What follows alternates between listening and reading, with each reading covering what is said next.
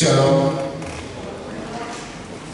Selamat hari Minggu dan selamat beribadah kepada semua jemaat HKBP Makassar dan jemaat tamu yang mengambil bagian dalam ibadah kita pada hari ini. Semoga ibadah dan persekutuan kita semakin menguatkan iman dan kasih kita kepada Tuhan Yesus Kristus. Saudara-saudara yang sedang menderita sakit dan menghadapi beban dan pergumulan berat saat ini, kiranya Tuhan Yesus memberi kesembuhan dan kekuatan kepada saudara. Kepada saudara yang telah memberi perhatiannya kepada gereja ini, kiranya Tuhan melimpahkan berkat-Nya kepada saudara. Untuk mempersiapkan hati kita memasuki ibadah, mari kita bernyanyi dari Kidung Jemaat nomor 322 ayat 1 sampai 3.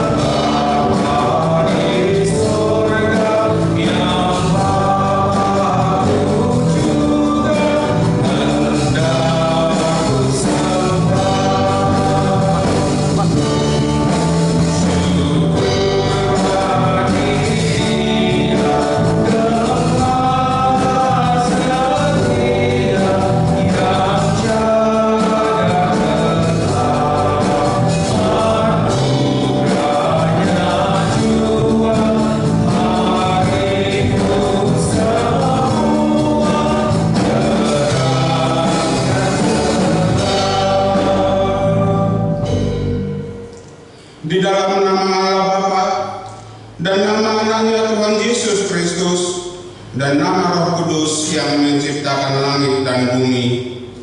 Amin. Demikianlah firman-Ku yang keluar dari mulutku.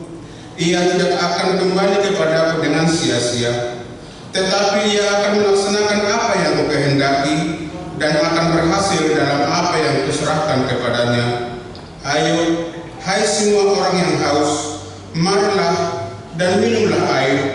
Dan hai orang yang tidak mempunyai uang, marilah, terimalah gandum tanpa uang pembeli, dan makanlah juga anggur dan susu tanpa bayaran. Carilah Tuhan selama Ia berkenan ditemui, berserulah kepadanya selama Ia dekat. Haleluya. Haleluya.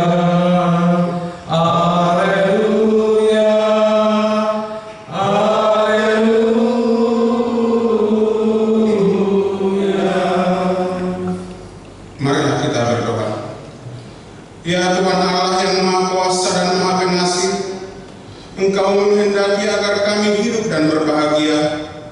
Berulang kali dan dalam berbagai cara Tuhan berbicara kepada kami, agar kami bangun dari kegelapan dan mengenal kebahagiaan yang dari Tuhan. Karena itu, kami merendahkan diri dan memohon kepadamu, berikanlah kami Roh Kudus, agar kami percaya akan kasih-Mu dan mendengar firman-Mu yang menjadi dasar pengharapan kami akan hidup yang kekal, yang Engkau sediakan di dalam Yesus Kristus Tuhan kami. Amin. Mari kita memuji Tuhan dari Kidung Jemaat 359 ayat 1 sampai 2.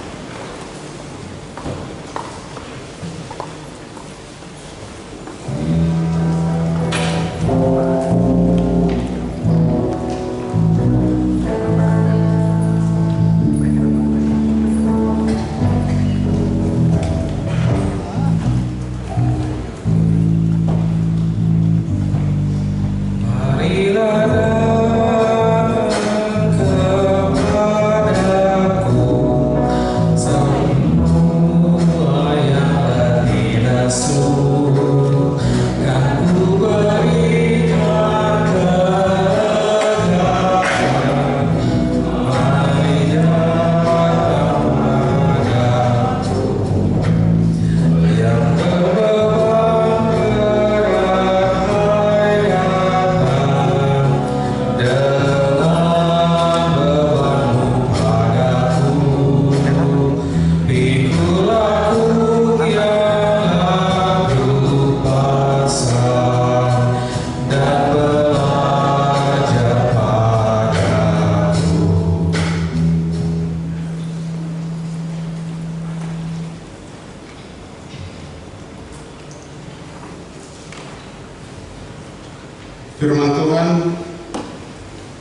menjadi kita untuk kita pada minggu ini yang diambil dari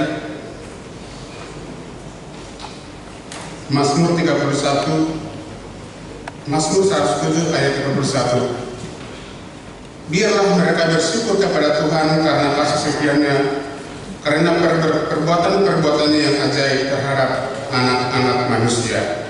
Demikian firman Tuhan. Marilah kita sama-sama untuk meminta kekuatan dari Tuhan. Ya Tuhan Allah, kuatkanlah kami untuk melakukan yang sesuai dengan hukum ini. Amin. Marilah kita memuji Tuhan dari Kidung Jemaat nomor 33 ayat 1 dan 6.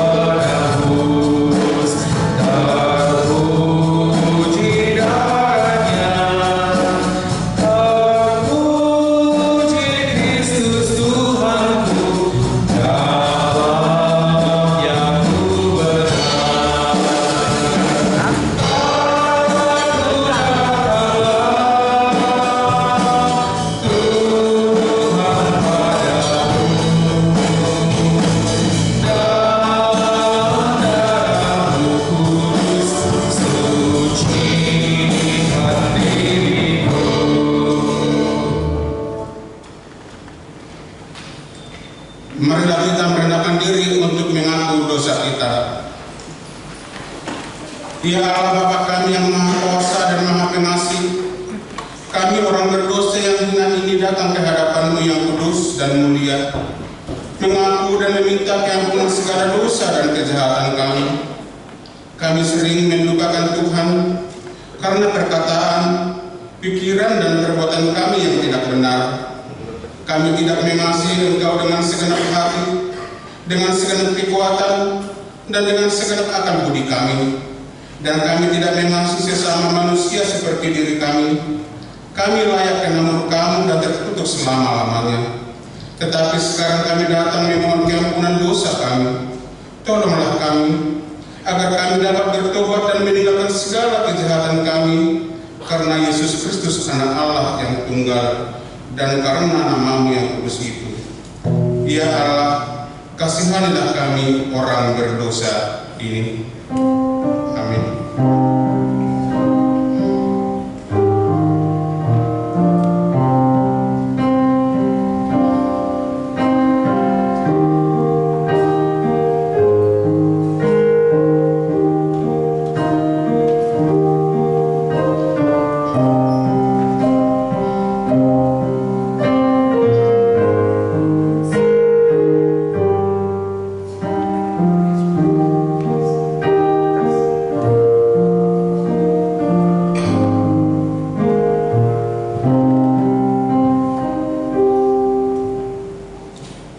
Marilah kita mendengar janji Allah tentang pengampunan dosa kita. Kita mempunyai imam besar yang demikian, yang duduk di sebelah kanan tahta yang maha besar di surga. Karena itu, Ia sanggup menyelamatkan dengan sempurna semua orang yang oleh Dia datang kepada Allah, sebab Ia hidup senantiasa untuk menjadi pengantara mereka. Kemuliaan bagi Allah di tempat yang maha tinggi. Amin. Mari kita memuji Tuhan dari Kidung Jemaat nomor 380 ayat 1 dan ayat 4.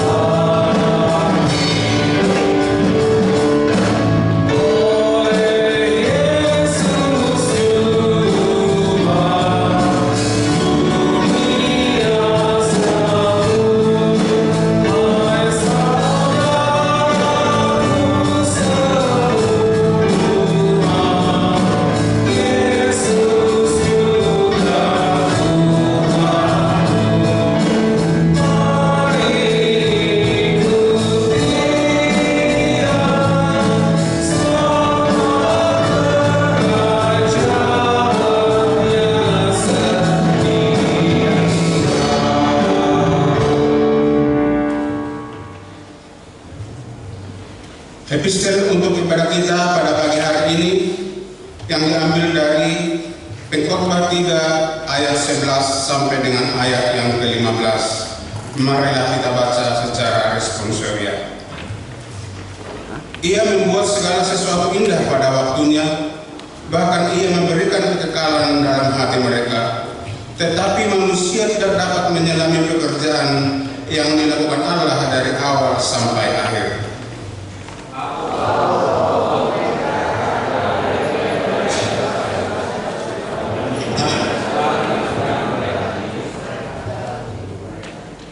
Dan bahwa setiap orang dapat makan, minum, dan menikmati kesenangan dalam segala jerih payahnya, itu juga adalah pemberian Allah.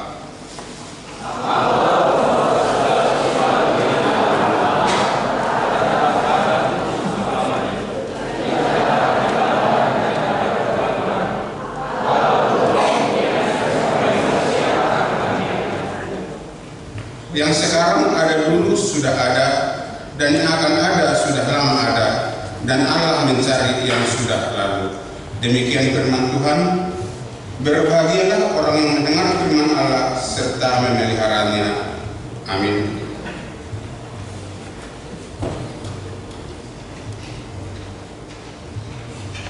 Mari kita memuji Tuhan dari Kidung Jemaat nomor 341 ayat 1 dan ayat 4.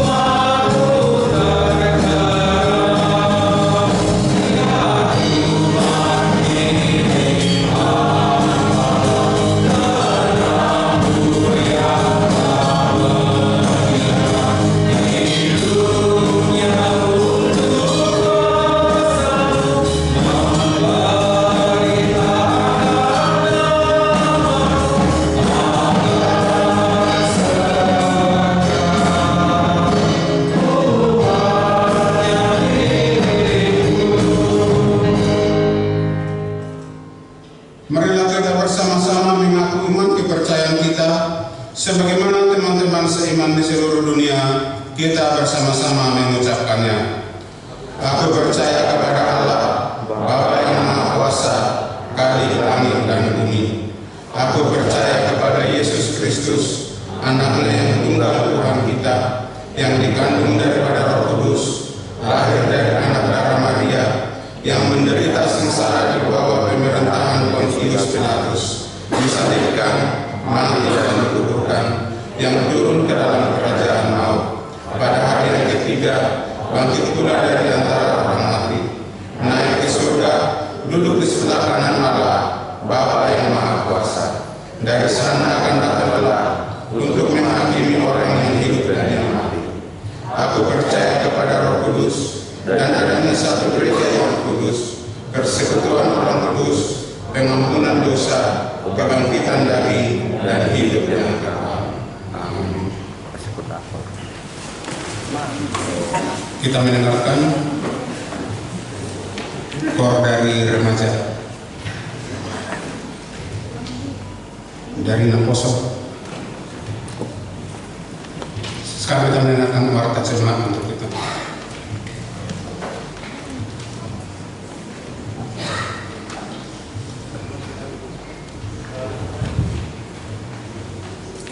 Salam, selamat minggu buat kita semuanya. Warta jemaat minggu kita tanggal 6 Agustus 2003. Topik Silem Beruni Debata Sipanganan Dohot Silimon atau makanan dan minuman adalah pemberian Allah. Satu, nama minggu kita ini minggu ke-8 setelah Trinitatis, artinya tunggal Allah. Yang kedua, statistik satu jemaat baru pada hari ini minggu tanggal 6 Agustus 2003 di Gereja AKBP Makassar telah menerima jemaat baru keluarga Bapak Julu Andrea kepada Minam Rosmalia Busirega yang datang dari Gereja AKBP Delapan Jaya Resort Delapan Jaya Distrik 22 Riau. Sekarang bertempat tinggal di Jalan Andi Patulani, Rumah Putri Timbuseng, Kelurahan Kabumbong, Kecamatan Tamalate, masuk wilayah Galilea. Tuhan Yesus memberkati jemaatnya. Yang kedua, baptisan pada hari Minggu tanggal 20 Agustus 2003 yang akan datang Gereja HKBP Makassar akan melaksanakan sakramen baptisan kudus kepada anak-anak. Kepada orang tua yang hendak membawa anaknya ke dalam baptisan kudus akan mendaftar ke sekretaris gereja dengan membawa fotokopi akte kelahiran jika sudah ada. Bagi yang belum anggota jemaat AKBP akan membawa surat keterangan di gereja asalnya. Pastoral baptisan kudus dilaksanakan pada hari Sabtu tanggal 19 Agustus 2003 pukul 10.00 WITA. Ketiga, Dewan Kolonia. Keempat, Dewan Hartia. Kelima, Dewan Diakonia. Akan Rp2.000 untuk diakonia sosial AKBP Makassar. Keenam,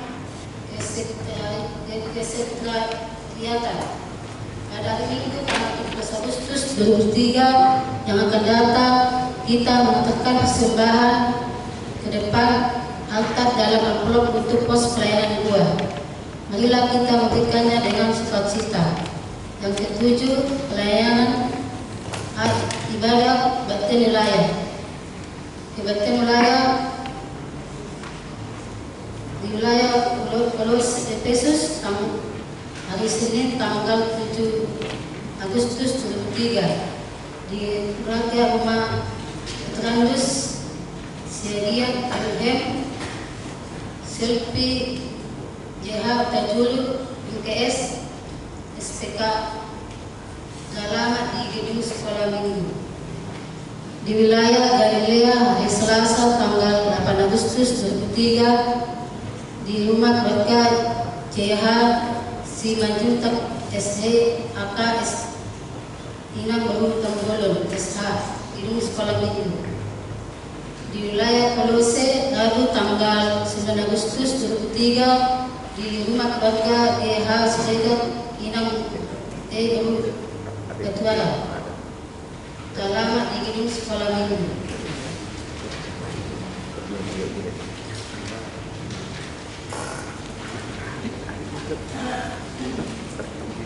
Bagian B, pengumuman.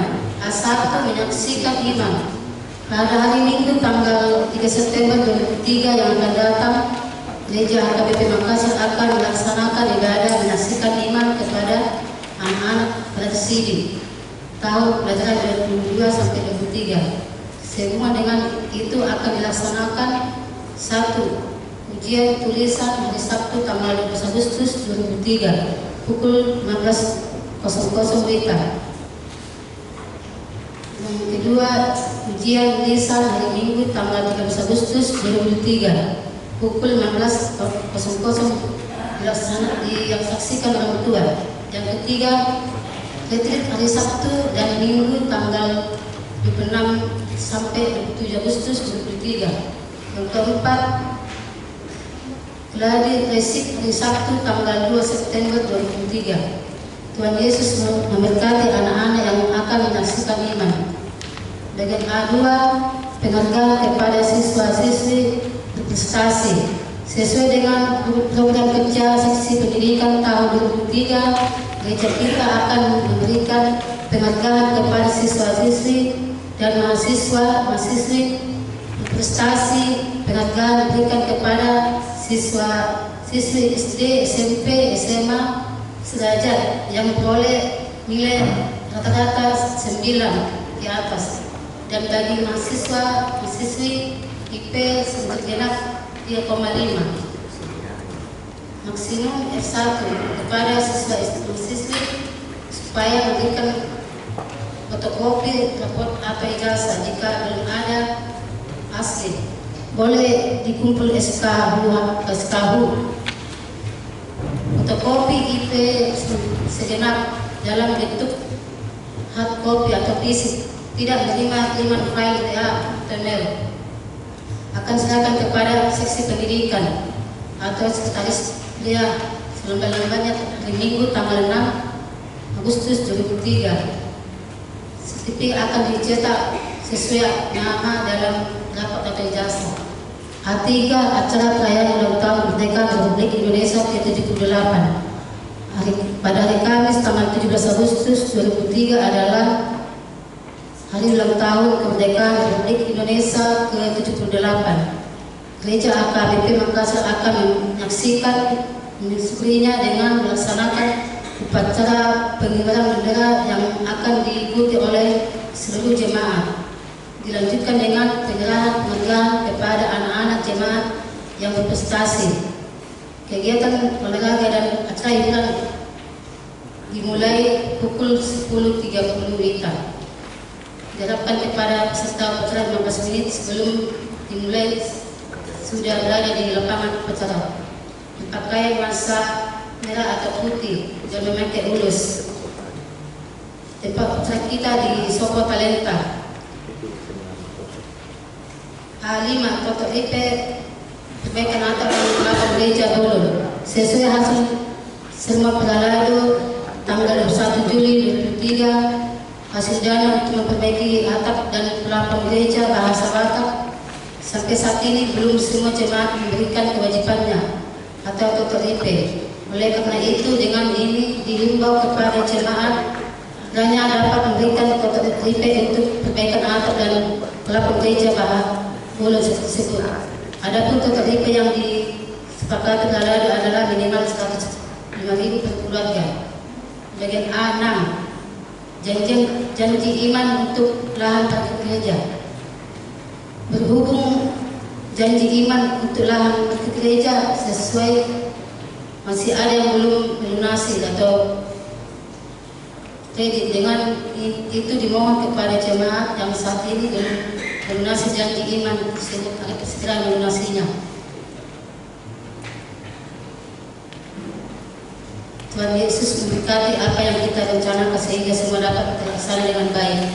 A7, pelantikan panitia pos pelayanan 2. Dapat pembentukan panitia pos pelayanan 2 pada hari Minggu tanggal 23 Juli 2003 bertempat di rumah keluarga MP Sibrani Nino Pendeta H. berusia Gigan MTH. Dalam rapat tersebut telah terpilih panitia pos pelayanan 2 adalah sebagai berikut. Penanggung jawab Amang Pendeta Chris Johnson Simamora. Penasehat Amang Situa PM Sinaga. Amang J. Sinurat. Ketua Amang MP Sibrani. Sekretaris Amang MH Sidwan. Wakil Sekretaris Nyonya E. Trisam EL Perusinaga. Bendahara Amang Leo Selaban. Humas Area Patalasang dan sekretarisnya Amang Haris E. L. Tobi.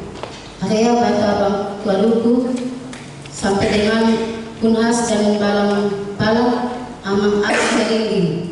area Aspol Bakulu, Poros Palangga Kota Goa Amang A Ritona, area M Binasa Upa Pau Tuna Plaza Samata Amang Erwan D Tirsa, area Pakato dan Malino Amang Sansui El Sihite. Pelantikan panitia pos pelayanan Goa akan dilaksanakan pada hari Minggu tanggal 13 Agustus 2003. Tuhan Yesus memberkati. A. Bagian B. Peresmian persiapan resort Tamanunam. Pada hari ini Minggu tanggal 6 Agustus 2003, peresmian persiapan resort Tamanunam dan pelantikan panitia persiapan resort Tamanunam oleh Amang Preses Distrik 22 Indonesia bagian Timur, Amang Pendeta Nego Sitopul Hem TH.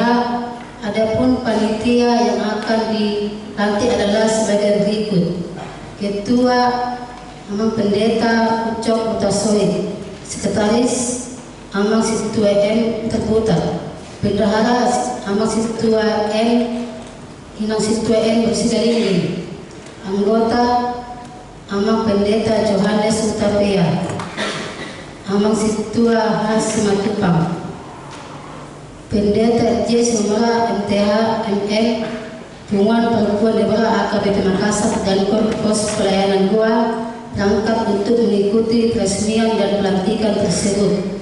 Tuhan Yesus memberkati. Bagian A9, jadwal dan kegiatan tahun profesionalisme. 1. Sabtu tanggal 2 September 2003, pembinaan LHKBP. 2. Sabtu tanggal 2 September 2023, seminar keluarga atau pasutri. 3. Sabtu tanggal 16 Agustus September 2023, kegiatan diakonia. 1. Donor darah. 2. Jalan santai dan senam bersama. 3. Pemeriksaan kesehatan.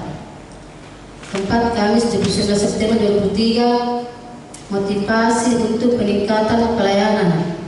Yang ke-1, perlombaan KOR antar wilayah. 2. Perlombaan song leader antar wilayah. 3. Perlombaan Ditjen KOR antar wilayah. Yang ke-5, Minggu tanggal 8 Oktober 2003, Pesta Uria dirangkaikan dengan perayaan ama dan perempuan.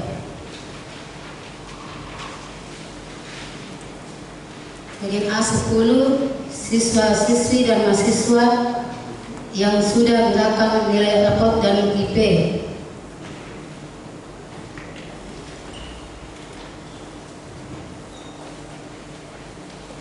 Minggu tanggal 30 Juli 2003. 1. Pelesia Valeria Napitupulu. 2. Pelesia Valencia Napitupulu. 3. Elpania Pelesia Silaban. 4. Jensen Berlian Putra Sinaga. 5. Jonathan Andriel Hasian Suteno. 6. Marcia Naulis Pusugu. 5. Elfrida Natio Samosek. 8. Roma Elisa Samosek. 9. Jaiden Alvaro Si Agian. 10. Kesia Gloria Abrik Lubis. 11. Salomo Evan Merudut Pasaribu. 12. Ivana Betil Nagaban.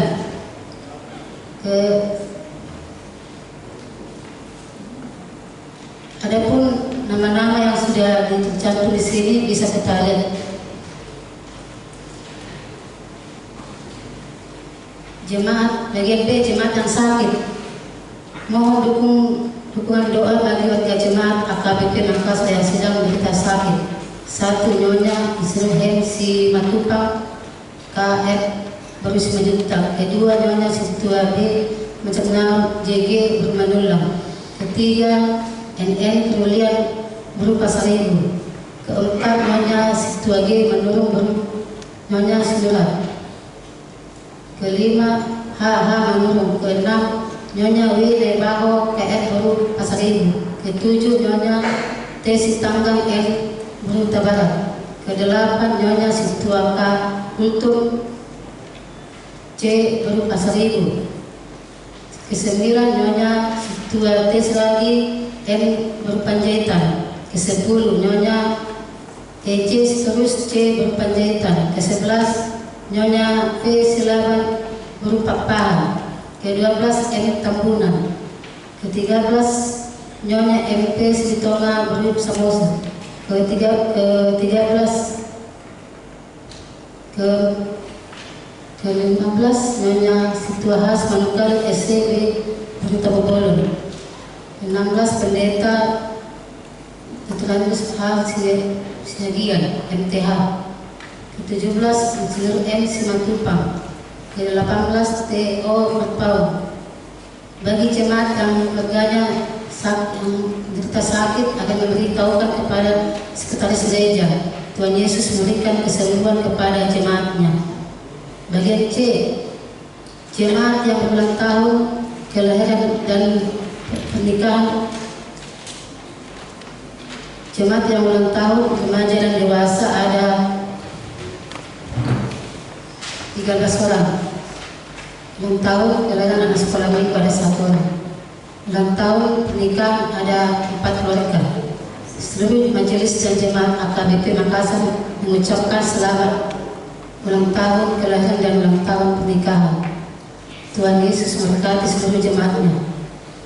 Bagian E, jadwal pemakaian gereja. Bagian F, jadwal pemakaian soko talenta atau bidang sekolah minggu.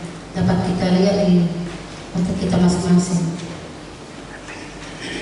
Bagian keuangan dapat kita lihat ada tertera di kotak kita masing-masing. Jadwal kegiatan tanggal 7 Juli sampai tanggal 13 Agustus 2003 sampai tanggal dapat kita lihat sesuai dengan kotak kita masing-masing. Sekian dan terima kasih. Tuhan Yesus memberkati beras.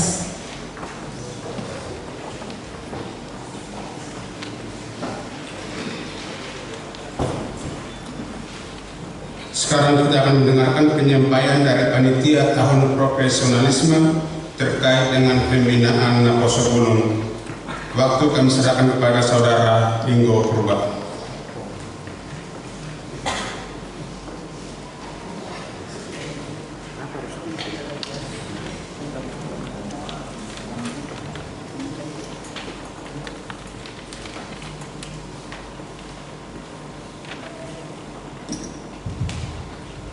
Shalom. Horas. Ya, jadi di sini saya mewakili panitia pembekalan Naposo Gunung HKBP Resort Sulawesi Selatan. Nah, saya akan menyampaikan sedikit penjelasan tentang kegiatan ini agar kita semua dapat mengetahui, dan harapan kami para kaum muda di sini bisa ikut bersama-sama menghadirinya. Ya, jadi pembekalan Naposo Gunung HKBP Resort Sulawesi Selatan rencana dijadwalkan pada hari Sabtu 2 September 2023 pukul 9 sampai 17.30 WITA, bertempat di gedung utama gereja di Kasabata ya, HKBP Makassar. Ya, adapun latar belakang kegiatan, melihat lajunya perkembangan zaman saat ini, di mana era masyarakat informasi mengubah pola dan tingkah laku manusia, membuat insan muda kita ini semakin bimbang dan kehilangan jati diri. Terbukti ya, melalui kekurang taatan dan kekurang sadaran insan muda kita dalam kehidupan bergereja saat ini masihlah belum sesuai harapan ideal, terlebih khusus bagi pemuda gereja di HKBP Resort Sulawesi Selatan. Seharusnya insan muda menggenapi panggilannya sebagai pemuda gereja yang berkarya di mana saja, menyebarkan kasih Allah, menjadi terang dan mampu pula menjadi agen-agen perubahan, meneruskan tradisi-tradisi baik dan hidup benar dalam masa kepemudaannya. Namun untuk menjadi pemuda gereja yang seperti itu sangatlah penting bagi insan muda untuk memiliki landasan iman yang berakar dari Kristus, menggali potensi diri, membentuk karakter dan taat akan firman Tuhan sebagai sumber kebenaran. Hal tersebut tidak terlepas dari peran serta gereja kita. Gereja masa kini terkhusus HKBP dimanapun berdiri harus mampu membentuk pemudanya menjadi insan-insan yang membanggakan, berlaku benar, dan berpotensi besar bagi gereja, hingga menjadi pionir dalam segala aspek kehidupan berbangsa dan bernegara. Ya, tujuan kegiatan kita ini yang pertama yaitu menanamkan nilai-nilai spiritualitas pada pemuda gereja, melatih karakter kepemimpinan bagi pemuda gereja.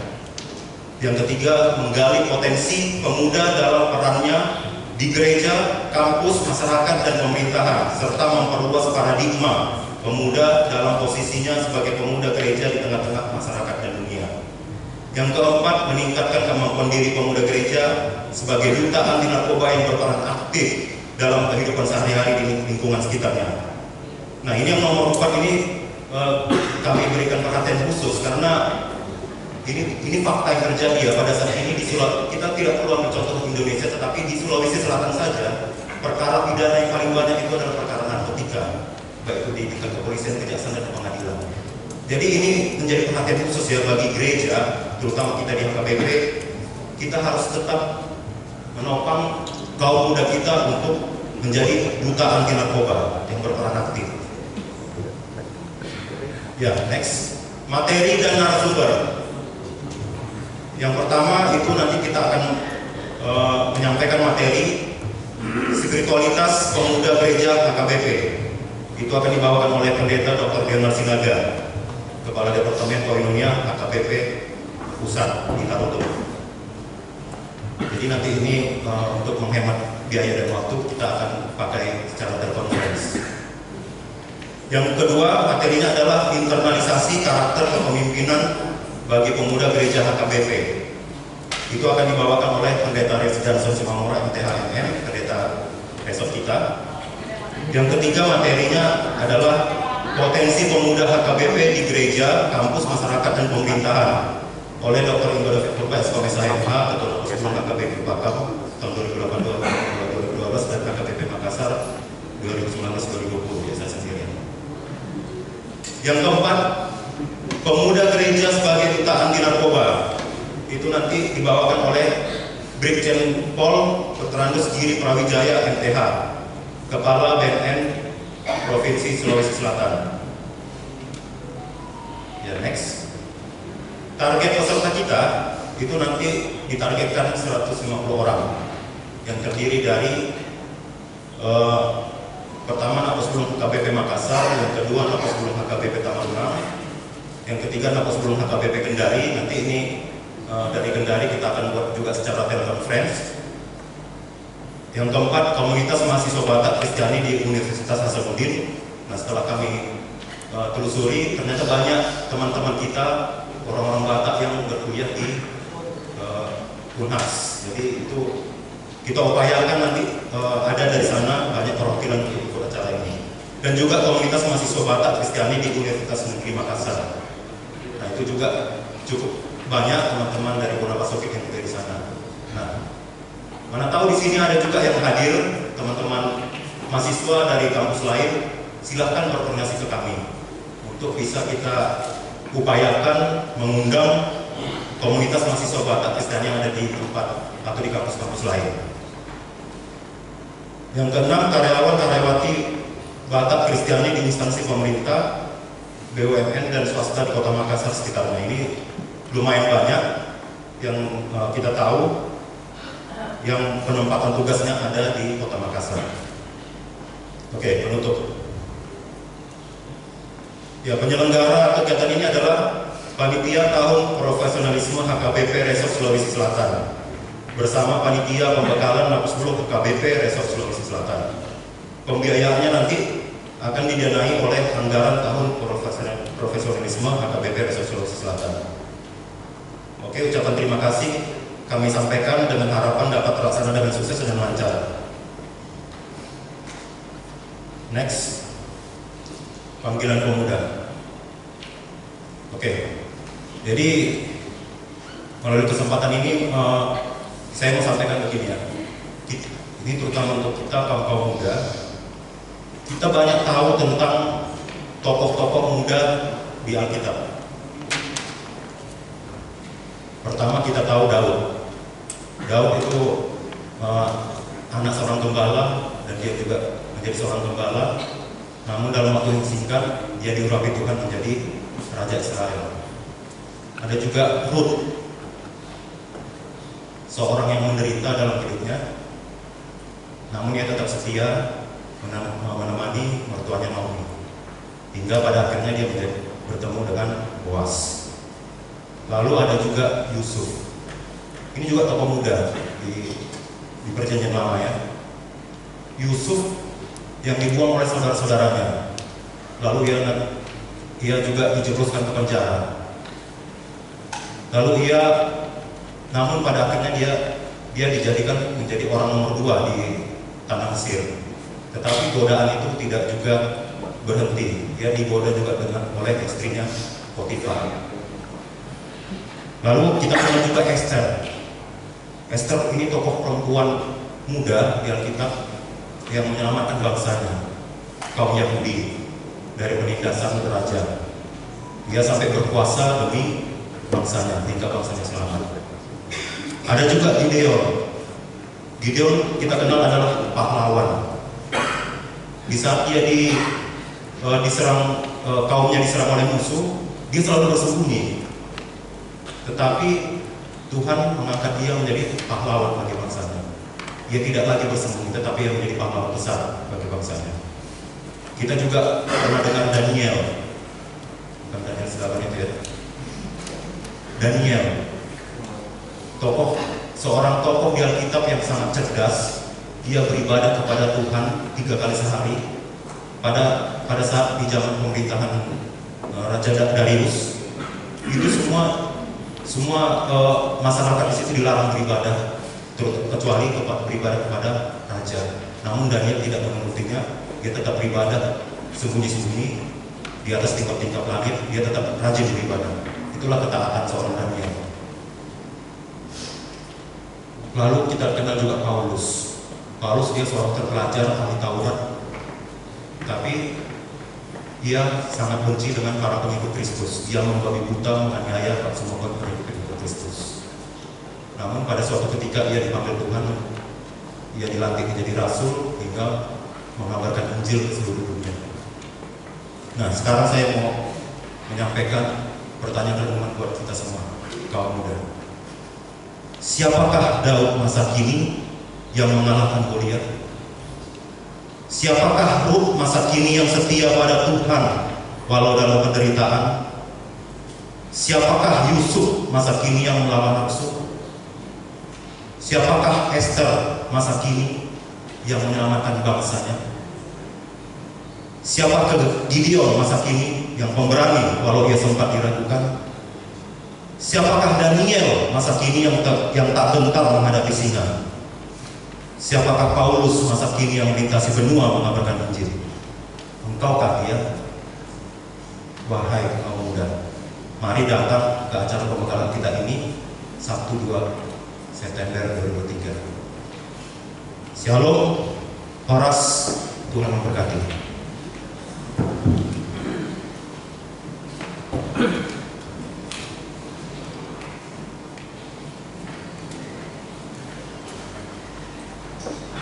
Mari kita memuji Tuhan dari Kidung Jemaat nomor 383 ayat 1 dan seterusnya sekaligus mengumpulkan persembahan.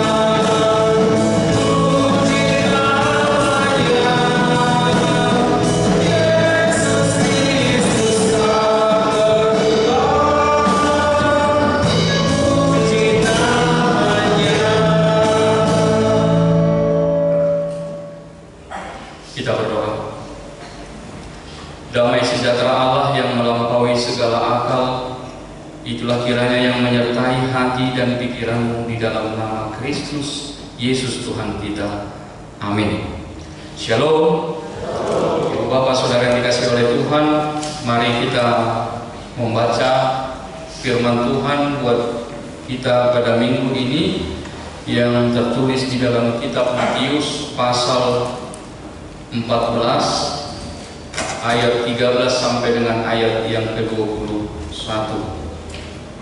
Saya akan bacakan buat kita boleh mengikutinya. Demikian firman Tuhan, Matius 14 13 sampai 21.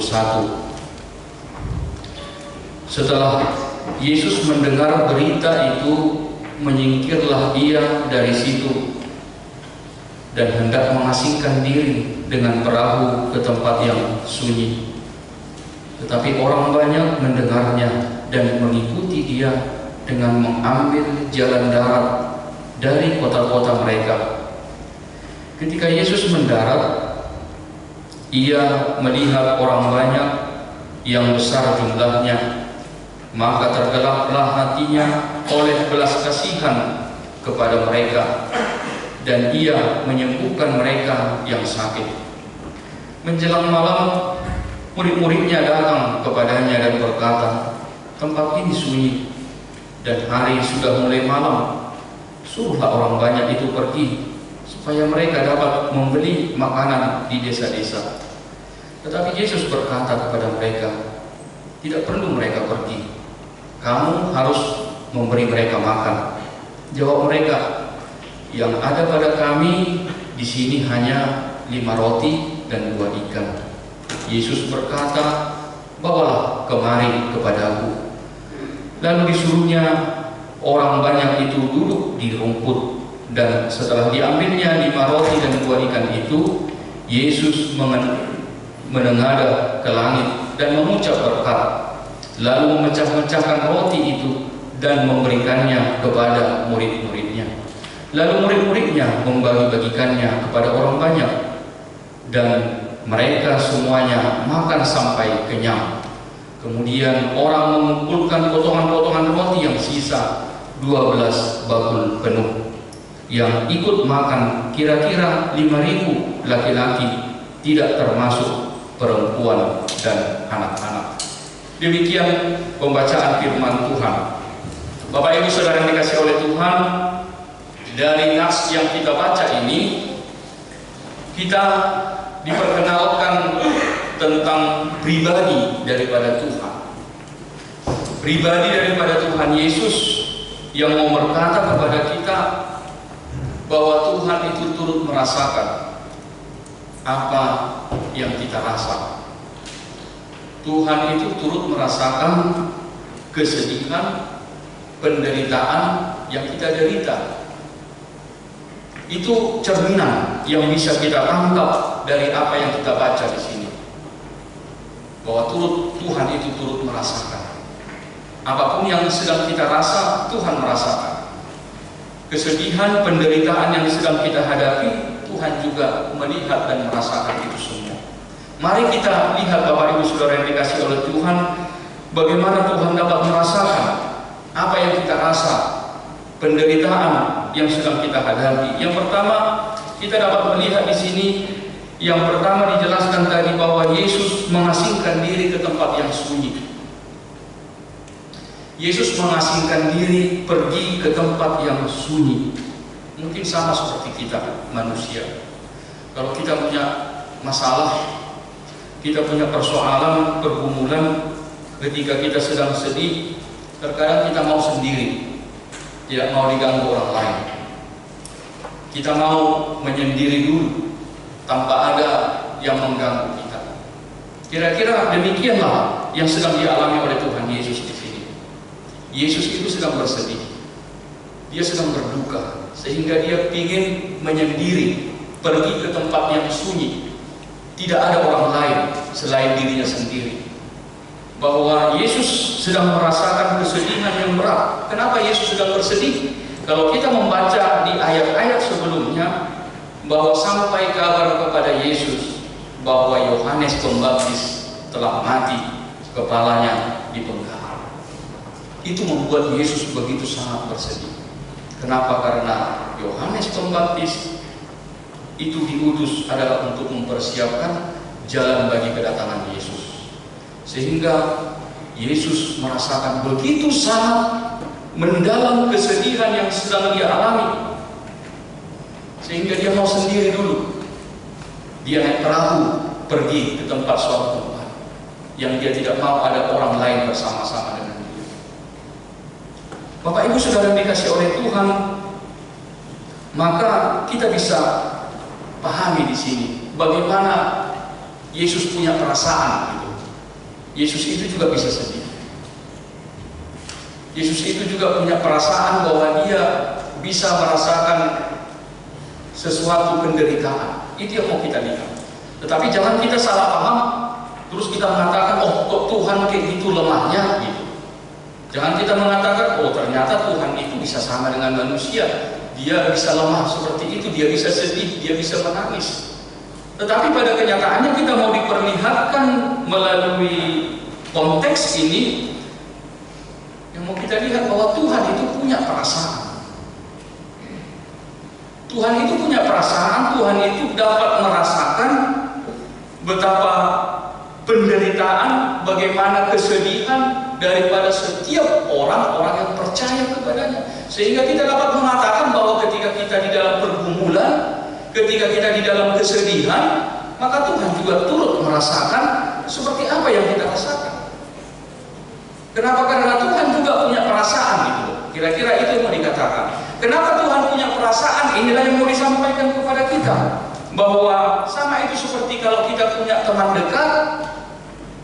Kalau teman kita itu bersedih, kita pasti akan turut bersedih. Kenapa? Karena kita dekat dengan dia.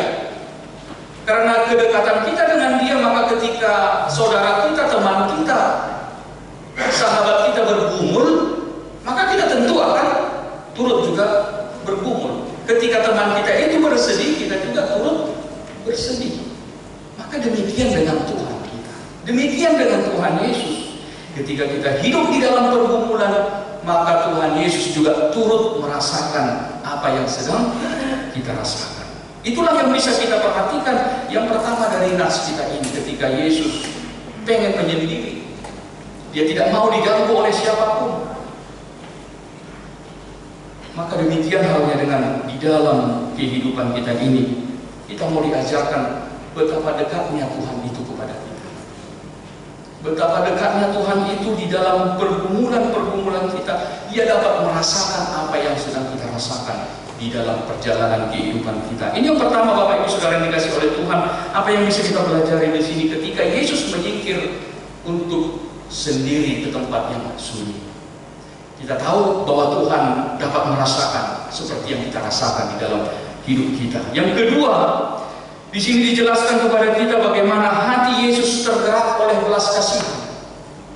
Kita diajarkan tentang belas kasihan Tuhan di dalam kehidupan kita. Niat hati Yesus mau menyendiri, sehingga dia naik perahu, dia pergi ke tempat yang sunyi. Ternyata banyak orang mengetahui kemana Yesus pergi. Niat hati Yesus mau menyendiri, tetapi tidak bisa. Kenapa? Karena banyak orang berbondong-bondong lari untuk mengikuti Yesus. Mengikuti Yesus. Kenapa? Kalau kita melihat dari situ, Yesus pergi naik perahu untuk menyendiri, tetapi banyak orang yang rela berjalan keliling dari darat hanya untuk bisa bertemu dengan Yesus. Dikatakan tadi di ayat terakhir itu, berapa banyak orang di situ? Ada 5.000 laki-laki, belum termasuk perempuan dan anak-anak. Artinya bisa kita katakan bahwa orang banyak itu lebih daripada 5.000 orang. Maka dapat kita pahami bahwa ketika Yesus mau menyendiri, tetapi tidak bisa. Kenapa? Karena orang banyak mengikuti Yesus. Orang banyak tahu Yesus mau ke situ, sehingga orang banyak itu tidak bisa lari dari Yesus. Artinya apa yang mau kita lihat? Kalau karena kesedihan Yesus sebenarnya, Yesus bisa saja katakan memulangkan mereka.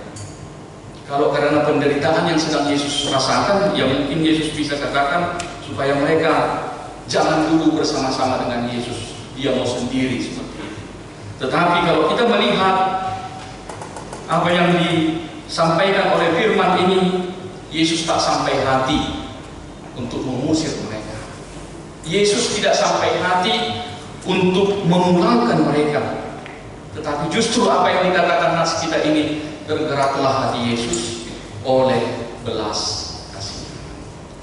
Tergerak hati Yesus oleh belas kasihan.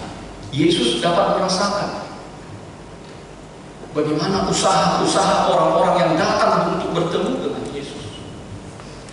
Yesus dapat merasakan bagaimana mereka menempuh perjalanan yang jauh. Bahkan ada dari antara mereka itu adalah orang-orang sakit. Mari kita coba renungkan apa yang terjadi di sini.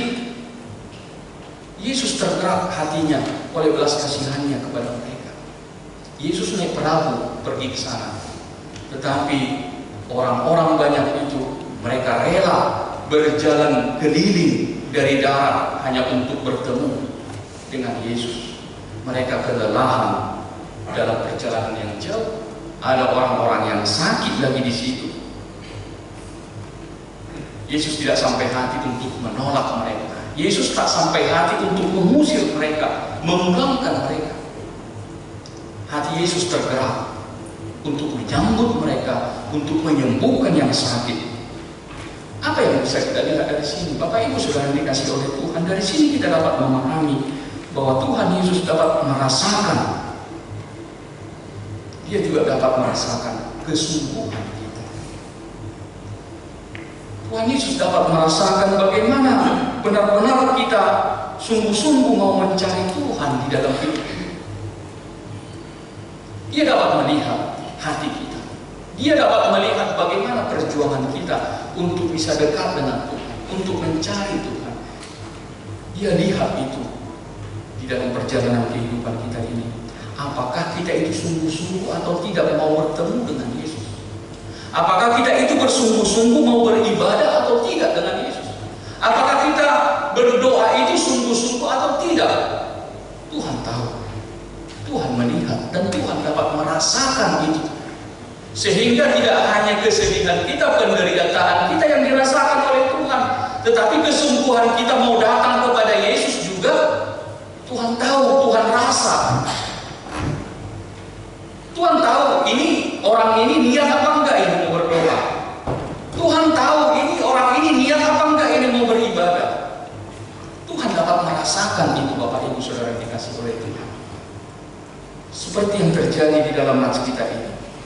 Kalau kita itu benar-benar mau datang kepada Tuhan atau tidak, itu terasa, itu dapat dirasakan oleh Tuhan. Maka mari kita coba, kita mau diingatkan bahwa kesungguhan kita mau datang kepada Tuhan. Kita tidak boleh bermain-main untuk mau datang kepada Tuhan. Kalau kita benar-benar mau datang, sungguh-sungguhlah datang kepada Tuhan. Dia tahu dan dapat merasakan ketika kita benar-benar sungguh-sungguh mau datang kepada Tuhan. Dan dapat kita baca di dalam nats kita ini, ketika kita mau sungguh-sungguh benar-benar mau datang kepada Tuhan, Dia tidak akan menolak kita. Apapun alasannya, ketika kita benar-benar sungguh-sungguh terus menggumuli doa kita kepada Tuhan, Dia tidak akan mungkin menolak doa kita. Dia tidak akan mungkin mengusir kita. Dia tidak akan mungkin memulangkan kita. Itu sebabnya kalau Rasul Paulus katakan bahwa dalam persekutuanmu dengan Tuhan, jerih payahmu tidak sia-sia. Persekutuanmu dengan Tuhan, jerih payahmu tidak akan sia-sia ketika kita benar-benar sungguh-sungguh mau datang kepada Tuhan. Ketika kita bersungguh-sungguh berdoa kepada Tuhan, ketika kita bersungguh-sungguh memuji Tuhan, ingatlah, tidak ada yang sia-sia di hadapan Tuhan. Kenapa? Karena Dia dapat merasakan, Tuhan dapat melihat kesungguhan kita mau datang kepada Tuhan kita Yesus Kristus. Itulah yang kedua yang bisa kita lihat, bagaimana dia dapat merasakan kesembuhan kita datang kepadanya. Kemudian yang ketiga adalah Yesus memberi makan lebih daripada 5.000 orang. Bapak Ibu Saudara yang dikasih oleh Tuhan, di sini juga sekali lagi kita dapat merasakan apa yang sedang dirasakan oleh Tuhan Yesus. Dia memiliki perasaan, dia punya perasaan. Kalau kita perhatikan, hari sudah malam dikatakan di situ, padahal tempat itu adalah tempat yang sunyi, tidak ada yang jual makanan. Sebentar lagi, kalau mereka bertahan lebih lama di situ, maka mereka semua 5.000 orang lebih itu akan kelaparan. Bagaimana mereka bisa makan?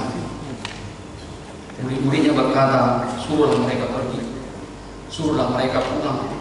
Gak ada makanan di sini. Mau beli makanan gak ada mau dibeli. Tetapi sekali lagi kita lihat di sini, Tuhan Yesus tidak sampai hati untuk menyerahkan mereka pergi pulang kelaparan. Tidak sampai hati Tuhan membiarkan mereka pulang dengan kelaparan. Tidak sampai hati. Bukan seperti itu hati Tuhan Yesus. Tuhan tidak mau orang pulang dari Dia dengan berkekurangan. Tuhan tidak akan biarkan orang pulang datang dari Dia dengan kelaparan. Dari sinilah kita belajar. Pertama, Bapak Ibu Saudara dikasih oleh Tuhan, sesuai dengan topik minggu kita pada saat ini, dikatakan makanan dan minuman adalah pemberian Allah. Bapak Ibu Saudara yang dikasih oleh Tuhan, dari sini pertama kita mau belajar bagaimana kita merasakan bahwa Tuhanlah yang mencukupkan kebutuhan hidup kita. Tuhanlah yang memberi makanan dan minuman sehari-hari bagi kita.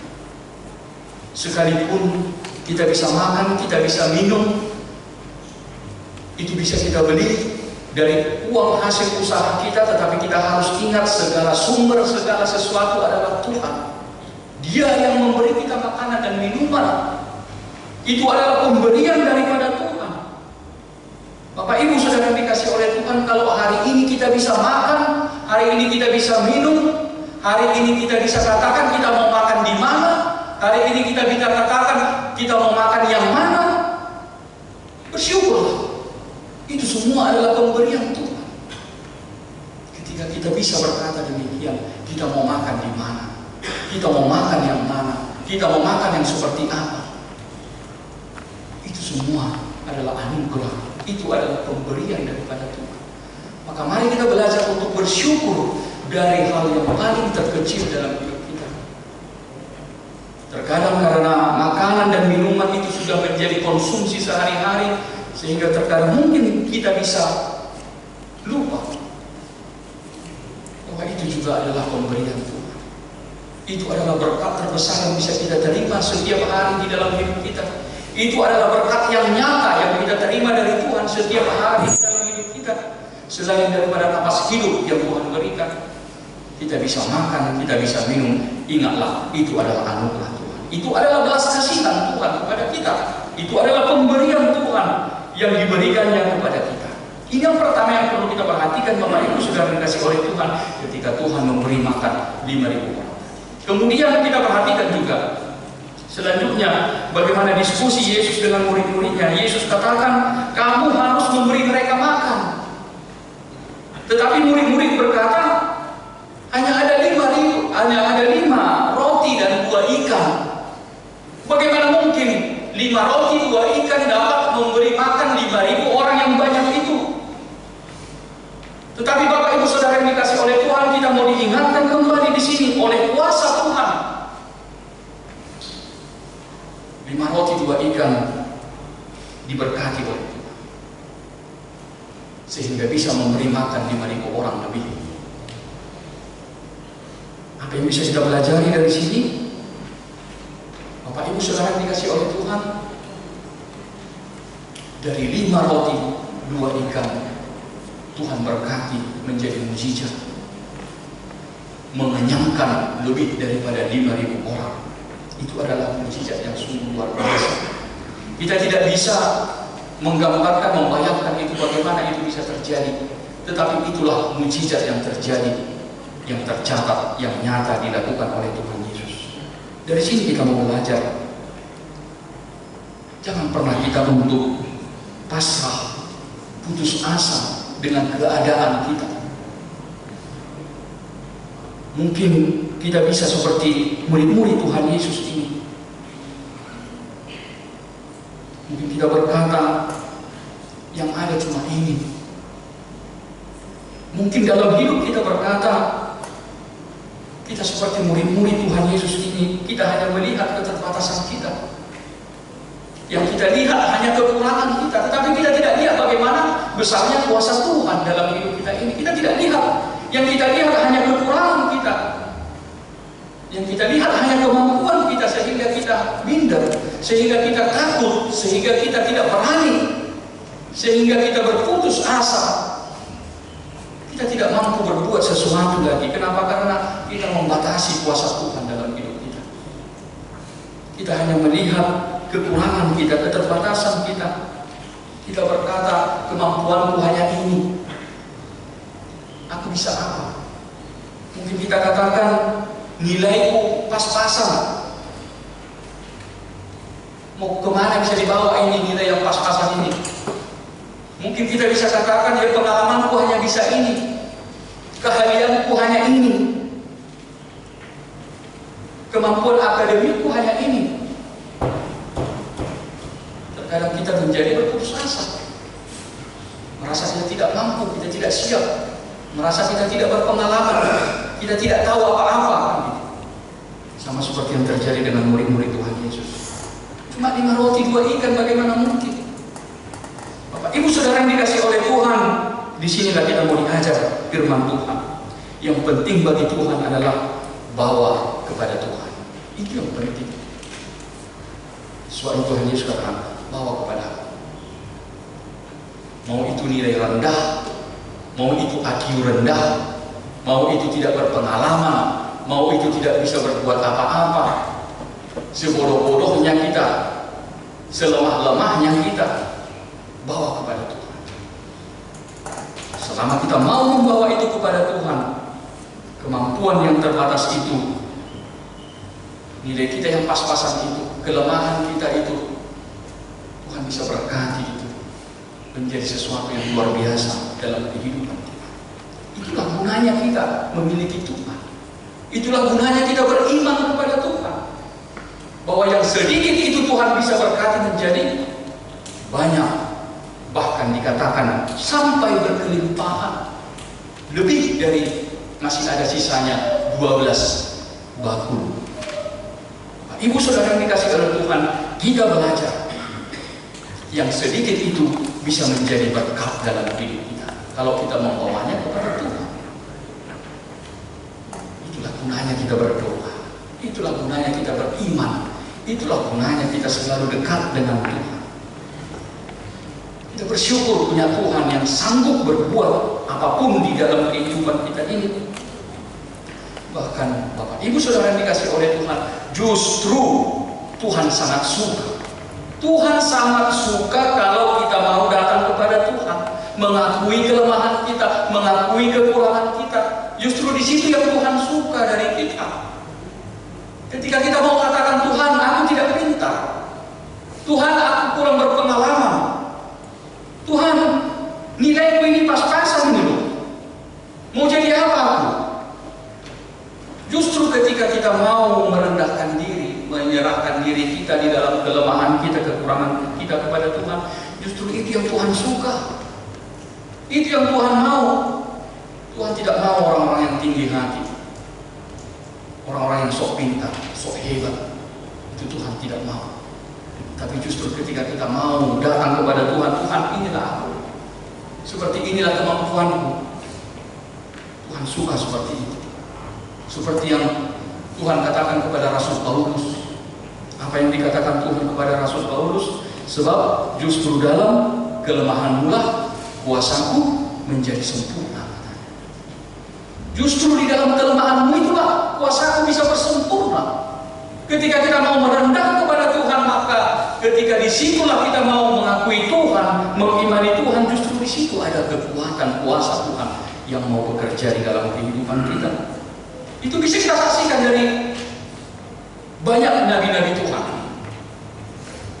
Tuhan panggil Musa, Tuhan panggil Yesaya, Tuhan panggil Yeremia, Tuhan panggil yang lain-lain. Tuhan, aku tidak pandai berbicara, katanya.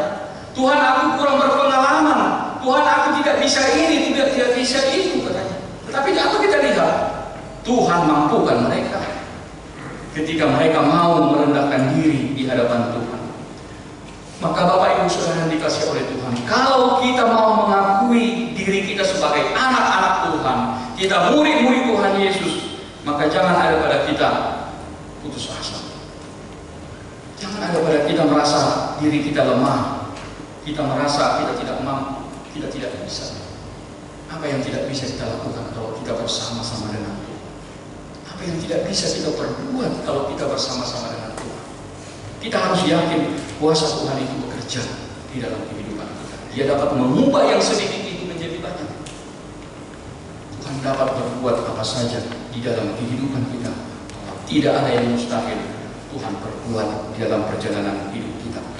Bapak Ibu Saudara yang dikasihi oleh Tuhan, itulah beberapa hal yang bisa kita pelajari dari nats kita ini. Kita mau menyadari bagaimana Tuhan kita itu punya hati, Tuhan itu punya perasaan. Dia melihat, dia mengetahui. Perasaan Tuhan itu sangat peka. Hati Tuhan itu sangat peka untuk bisa dapat memahami, mengalami apa yang kita rasakan di dalam hidup kita. Tetapi yang penting juga yang perhatikan dari nats kita ini, bahwa Tuhan itu tidak hanya berempati, Tuhan itu tidak hanya bersimpati kepada kita, tetapi jelas kita diperlihatkan Dia juga menyatakan kuasanya. Dia berbuat atas empatinya, atas simpatinya kepada kita. Itu yang kita harus perhatikan. Jadi Tuhan tidak sekedar punya perasaan, Dia tahu penderitaan kita, Dia tahu pergumulan kita, tidak hanya sampai di situ. Tetapi kalau kita melihat, Dia jelas-jelas Dia mau berbuat atas empatinya tadi. Tergeraklah hati Yesus oleh belas kasihan. Dia berbuat atas belas kasihannya. Bapak Ibu Saudara yang dikasihi oleh Tuhan, apa yang diperlihatkan Tuhan Yesus ini, tentu ini juga menjadi teladan bagi kita. Teladan bagi kita di tengah-tengah kehidupan kita. Kita sebagai orang-orang percaya kepada Tuhan Yesus, bahwa kasih Tuhan yang Tuhan ajarkan kepada kita tentu tidak hanya sebatas empati, tidak hanya sebatas simpati. Kalau kita memiliki kasih Tuhan dalam hidup kita, tidak hanya sebatas perasaan, tidak hanya sebatas kasihan. Jangan seperti itu. Itu bukan kasih Tuhan. Bukan seperti itu kasih Tuhan. Kasih Tuhan itu tidak hanya hanya merasa kasihan, hanya merasakan penderitaan orang lain, tidak. Tetapi kita mau diajarkan bagaimana kasih Tuhan itu adalah kasih yang bertindak nyata, kasih yang berbuat. Itulah kasih Tuhan. Dari rasa empati itu harus ada perbuatan nyata. Jadi jangan hanya sekedar kasihan. Tidak. Itu bukan kasih yang diajarkan Tuhan. Harus berbuat. Kalau kita katakan kita kasihan, lakukan sesuatu, berbuat sesuatu. Harus ada nyata bentuk kasih itu dalam kehidupan kita. Seperti perumpamaan Tuhan Yesus tentang orang Samaria yang baik hati itu. Kalau kita lihat bagaimana perumpamaan yang diajarkan oleh Tuhan Yesus itu, sekalipun diajarkan Tuhan Yesus di situ, Dia tidak memandang orang, sekalipun dia orang Samaria, Dia mau membantu orang jauh. Dia tidak hanya sekedar merasa kasihan, tidak. Dia obati, Dia balut lukanya, Dia angkat, Dia bawa untuk disembuhkan, kemudian Dia bawa ke penginapan, kemudian Dia bayar pengobatannya. Itulah orang-orang yang benar-benar baik hati, yang mau berbelas kasih. Artinya kita mau diajarkan, kita juga mau meniru apa yang Tuhan tunjukkan kepada kita ketika Dia memiliki punya perasaan untuk menolong, merasa kasihan, tetapi Yesus juga menyatakan kasihnya itu di dalam tindakan nyata.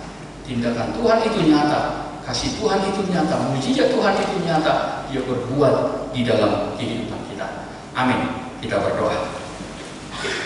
Terima kasih Tuhan Allah Bapa kami buat firman yang boleh kami dengarkan dan kami renungkan pada minggu ini Tuhan. Kami sungguh merasakan kasih Tuhan yang sungguh luar biasa di dalam kehidupan kami. Bahwa Tuhan turut merasakan apapun Tuhan yang sedang kami pergumulkan, apapun yang sedang kami hadapi di dalam hidup kami ini Tuhan. Tuhan merasakannya, Tuhan melihat. Oleh sebab itu Tuhan, kami percaya ketika kami mau datang kepada Tuhan, berbelas kasihlah Tuhan atas pergumulan kami. Berbelas kasihlah Tuhan atas setiap persoalan-persoalan, pergumulan kehidupan kami. Berikan kami Tuhan mukjizat-Mu, pertolongan-Mu, perlindungan-Mu Tuhan. Kami percaya Engkau tahu Tuhan setiap apapun yang sedang dipergumulkan kami Tuhan. Bahwa sebagaimana firman-Mu yang berkata bahwa segala sesuatu akan indah pada waktunya. Kami mau mengimani itu Tuhan, bahwa Tuhan yang akan memberi apapun yang terbaik atas kehidupan kami ini Tuhan. Berkati kami Tuhan, supaya kami semakin mengimani kuasa Tuhan, perbuatan Tuhan nyata dalam hidup kami. Kami semakin dekat kepadamu, kami semakin percaya Tuhan, apapun yang kami punya saat ini, apapun yang kami miliki saat ini, sekalipun itu tampak tidak baik Tuhan, tetapi ketika kami membawanya ke hadapan Tuhan, Tuhan dapat berkati itu menjadi yang baik dalam hidup kami Tuhan. Berkati kami Tuhan, di dalam kelemahan kami, di dalam kekurangan kami Tuhan. Berkati itu Tuhan, menjadi yang terbaik di dalam hidup kami ini. Kami mau mendoakan Tuhan, buat seluruh jemaat-Mu yang boleh mendengarkan firman-Mu ini. Biarlah Tuhan yang memberkati, yang memampukan untuk menerima firman-Mu Tuhan. Semakin kami berpengharapan bahwa Tuhan yang akan memberikan yang terbaik atas hidup kami. Tuhan, pada saat ini kami mau berdoa kepada seluruh jemaat-Mu Tuhan, secara khusus kepada jemaat-Mu yang sedang sakit Tuhan. Berkati lawat umat-Mu Tuhan yang sedang sakit, beri mereka kesembuhan. Berkati usaha para dokter, usaha medis, berkati obat yang mereka konsumsi Tuhan. Biarlah itu menjadi jalan bagi kesembuhan bagi mereka Tuhan. Kami percaya ada kesembuhan dari Tuhan yang memberkati seluruh jemaat-Mu yang sakit. Kami juga berdoa kepada seluruh jemaat-Mu Tuhan yang dalam menikmati ulang tahun kelahiran, ulang tahun pernikahan. Tuhan beri umur panjang, Tuhan berikan kesehatan, Tuhan memperhatikan segala harapan dan doa mereka di dalam perjalanan hidup mereka Tuhan. Demikian juga di dalam pelayanan di tengah-tengah gereja, berkati Tuhan segala persiapan dan pelayanan di tengah-tengah gereja. Biarlah semuanya Tuhan, apapun yang direncanakan oleh gereja-Mu Tuhan, semuanya itu menjadi kemuliaan bagi nama Tuhan. Biarlah Tuhan yang memberkati pelayan dan seluruh jemaat-Mu Tuhan dalam melaksanakan segala pelayanan dan ibadah di tengah-tengah gereja-Mu.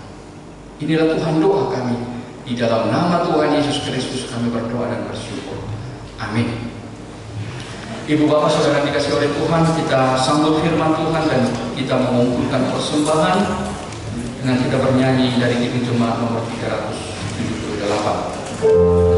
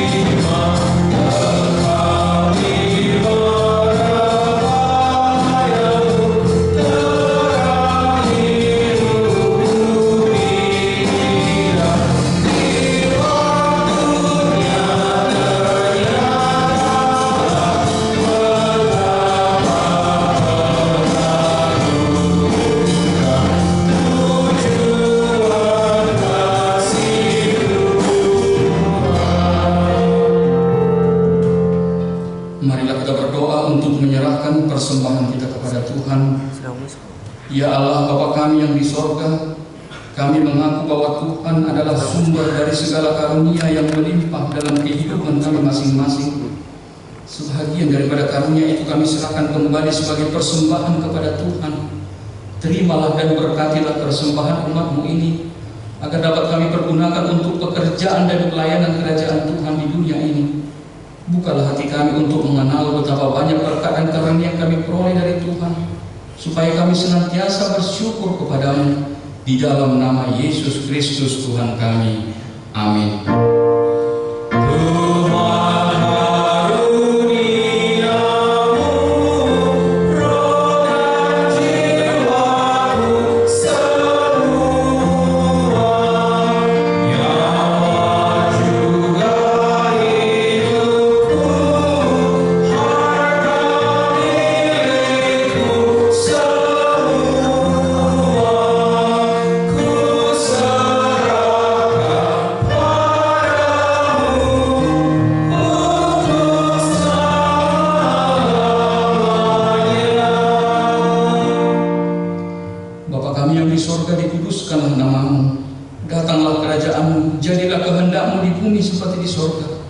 Berikanlah kami pada hari ini makanan kami yang secukupnya, dan ampunilah kami akan kesalahan kami, seperti kami juga telah mengampuni orang yang bersalah kepada kami. Dan janganlah membawa kami ke dalam pencobaan, tetapi lepaskanlah kami daripada yang jahat.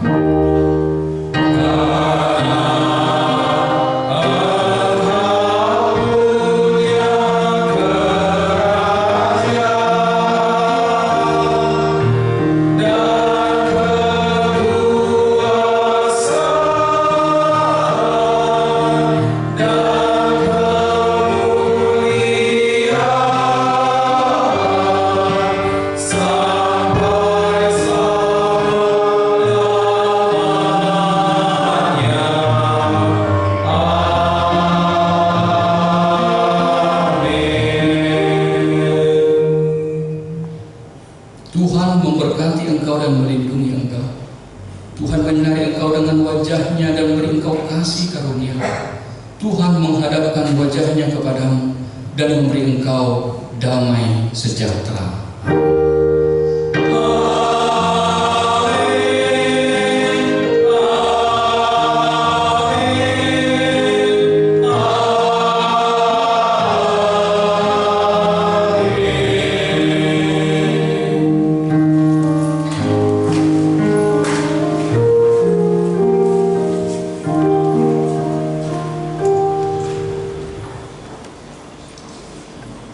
Selamat hari Minggu bagi kita semuanya.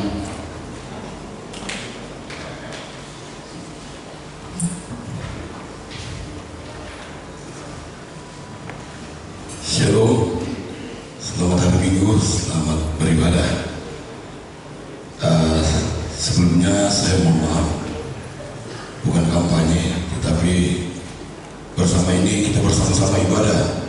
Salah seorang yang kita pilih tahun 2019 sebagai anggota Dewan DPD RI ialah Ibu Amelia Lili Salalapa SEMM. Beliau hadir di tengah-tengah kita pada saat ini. Demikian perkenalan sebagai utapan terima kasih buat Jemaat AKBP yang telah mendukung beliau sehingga boleh duduk di DPD Pusat. Terima kasih, Tuhan memberkati kita semua.